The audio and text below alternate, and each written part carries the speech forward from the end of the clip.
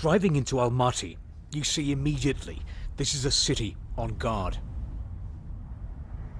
We pass through several army checkpoints. They've been set up to prevent more attacks.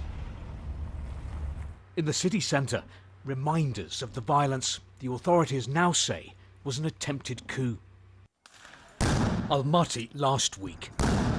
What had started as peaceful protests over fuel prices in another part of Kazakhstan was suddenly looking like war.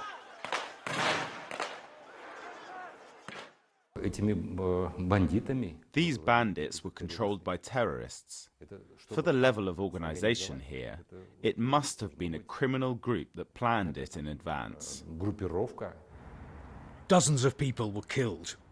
Thousands have since been detained. There's still a lot of confusion about who was behind this violence.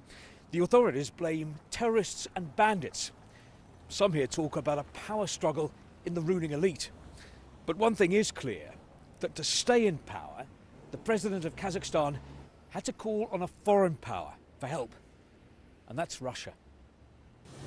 Enter the Russian military.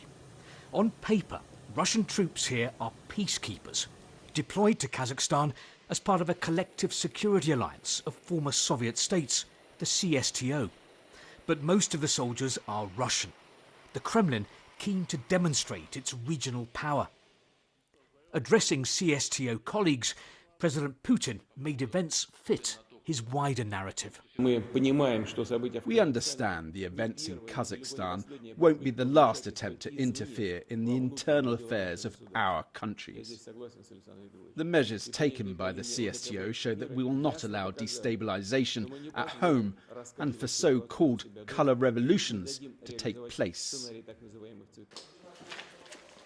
After the violence in Almaty, there are mixed feelings here about the arrival of Russian troops. I welcome the Russians coming, Askar says. They'll put a stop to it.